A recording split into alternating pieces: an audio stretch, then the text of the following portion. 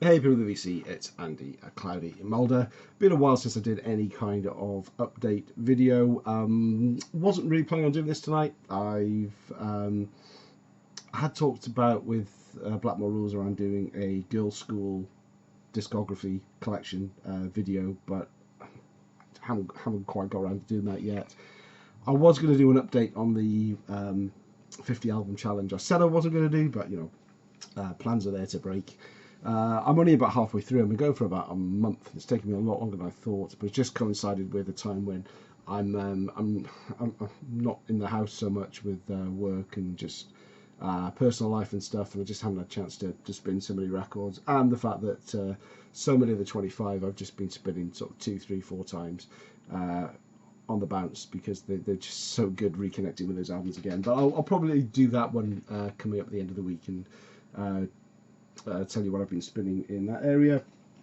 So this is going to end up, this is a bit of a hodgepodge. This is a VCLT video. It's a kind of concert review and merch, CD, books, LPs, updates, so a little bit of everything. So let's jump into it. So first off, some VCLT I got all the way from Helsinki, Finland, from our very own Pazzy, 6758 Pazzy is his channel name, and he sent me this, he contacted me and asked me if I'd be interested in this James Dean Bradfield single, and I absolutely was.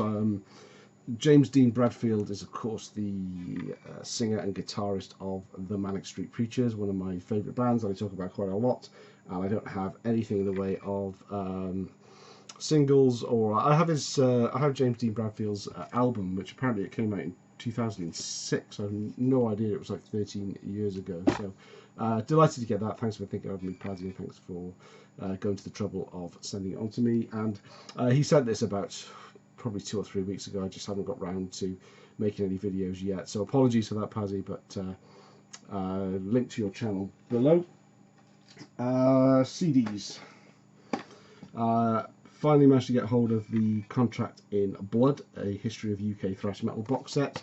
It's a 5 CD set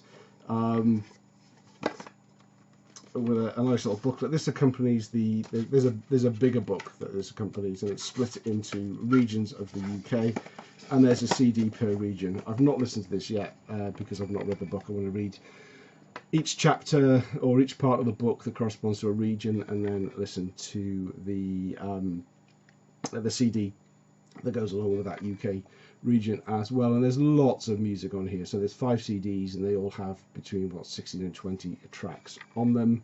Some of the bands I've heard of, some of them I've never heard of. Finally found this for a great price on eBay. I think it cost me about £18 in the end, but it generally goes for over 30, so delighted to pick that up. Hell Ripper. This band has been talked about a lot by Metal Mickey and Mark G with a C, but I've picked up a couple of their CDs and got a patch as well. They're a Scottish band, or they're actually a one-piece band. A guy called James McBain. Yeah, I'm not sure if it was James Bain or James McBain. I picked up I may have shown this already, I don't remember. So this is the Black Arts and Alchemy, his new EP, and this is a collection of his earlier work and demos. It's called Complete and Total Fucking Mayhem, and this is raw and brutal. It's very kind of blackened speed metal, I guess, sort of Venom versus Motorhead style. Raw as anything. Really, really good. Thoroughly recommend going onto Bandcamp and checking out Hell Ripper. I went to a gig, back in probably in January, February time, and it was to see Wolf. This was in Glasgow. To see Wolf, so I picked up their latest album. Although saying latest, it's now getting on for 5 years old. I think they're working on a new one. Signed copy there. This is Devil Seed. Great, straight up heavy metal. I think they're Swedish. Killer band to see live if you ever get the chance. They were supported by Primitai. I took this CD along to get signed. I can't really get on with this band. I've tried. I've got 2 or 3 of their albums.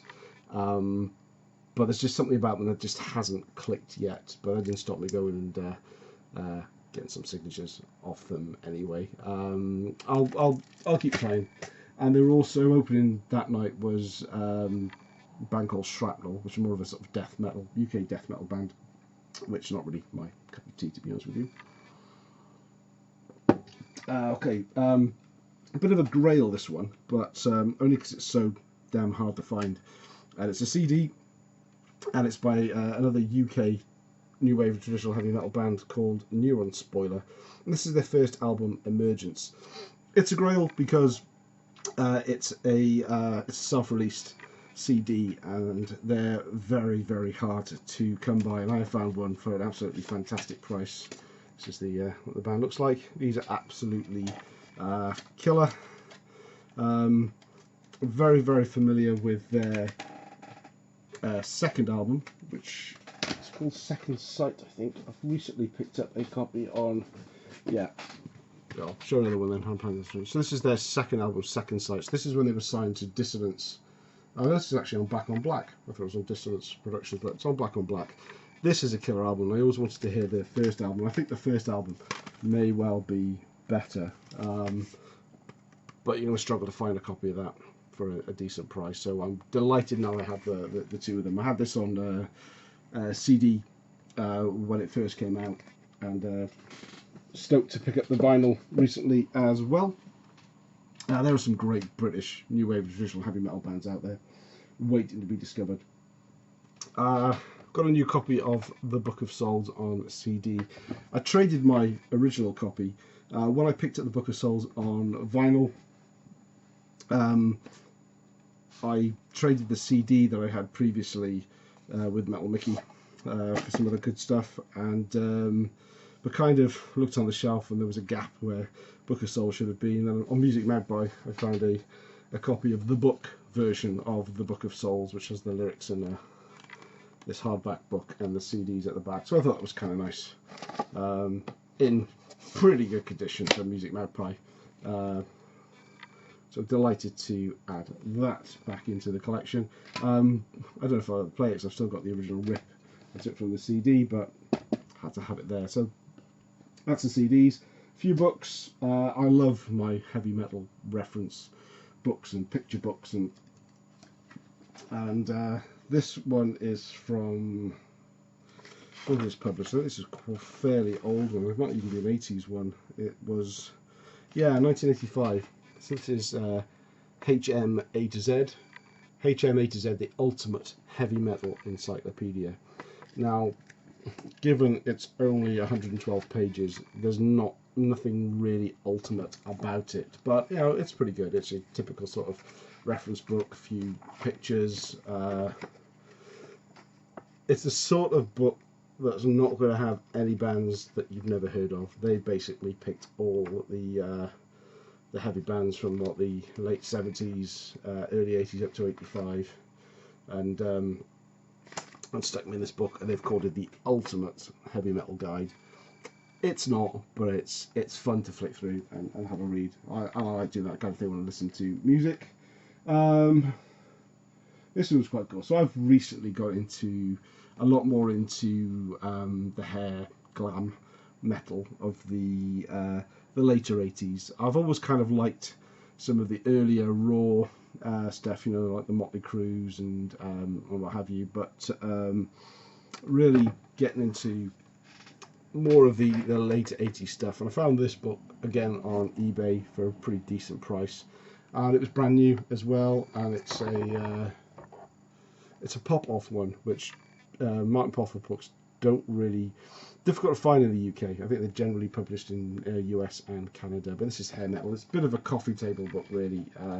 You're not going to get any in-depth insight into any of the albums, but there's lots of nice pictures of albums and bands. There's London, Kick-Axe, got even Anvil. I thought Anvil would be in a hair metal book, but there you go. Motley Crue, of course. But it's generally, all the text is snippets of interviews with band members. So Nikki Sixx, Tommy Lee, Rob Reiner, David Coverdale, Adrian Smith of Iron Maiden, yeah, so it's a pretty good, cool book. More of a one that you kind of dip into now and again, rather than something you would really read from cover to cover. Another pop-off book. I've been looking for this for ages and finally found a decent copy secondhand. The top 500 heavy metal albums of all time, and I did make a note, actually. I went through this and I made a note of how many of these I had actually listened to, and I think it came out at around it was between 200 and 250. I can't do the arithmetic at this time of night, to be honest with you. There are many albums listed in here I don't care if I hear, or bands that I know I don't like,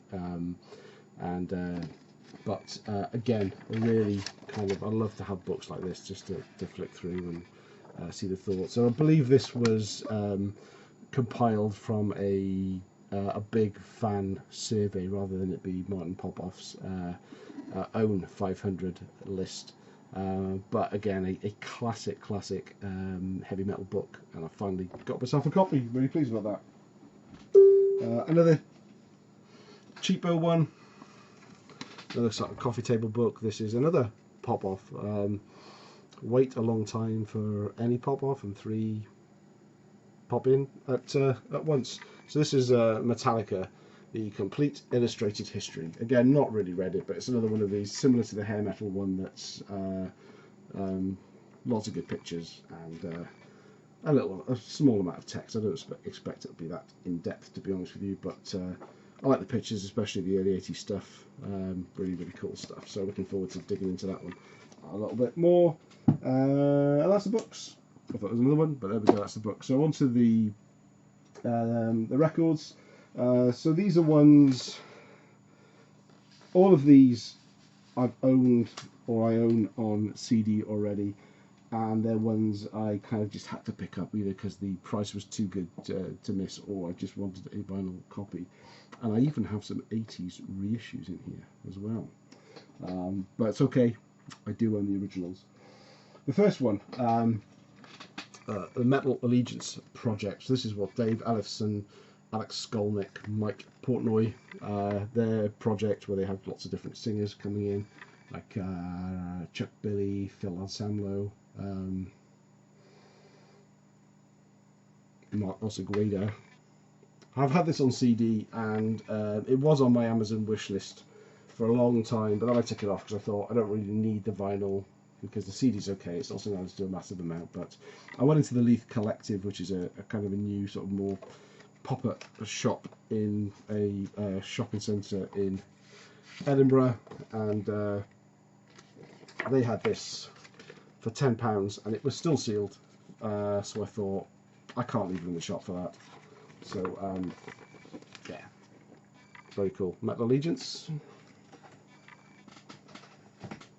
Midnight Force, one of my favourite albums and my favourite Scottish metal bands at the moment. This is their 2018 album Dunsinane. I've had this on CD forever, and they did a release on a vinyl.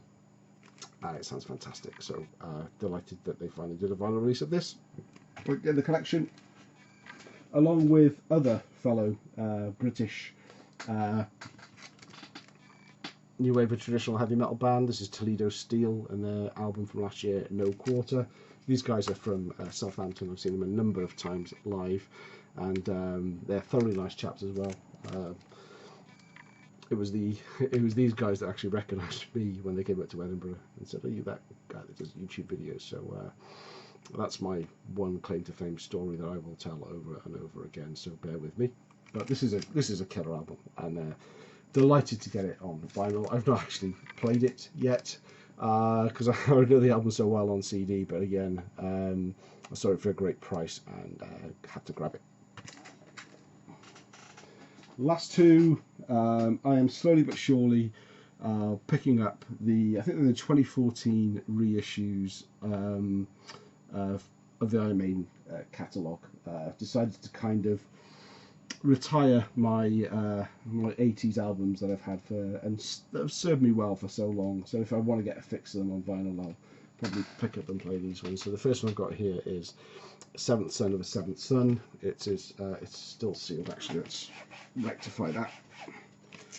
Let it breathe. I usually open things as soon as they come, so I want to make sure that they're not scratched. But for some reason I didn't do that with this one. But there you go. I think I probably left it too late to return it if it is now. But I like these 2014 reissues. I think it was 2014. Yeah, they did a great job in reissuing the packaging. In fact, the cover of this it's never been one of my favourite covers. This one, to be honest with you, a little bit too surreal for my Eddie. Not nearly sort of scary enough. But they did a fantastic job in just making the colours pop out a lot more. And when you compare this to the original 80s release, this cover looks much better now than it ever did. So fantastic job on that. So I've still got about 3 or 4 more 80s releases that I want to get, re-releases that I want to get. But finally, Iron Maiden Live After Death.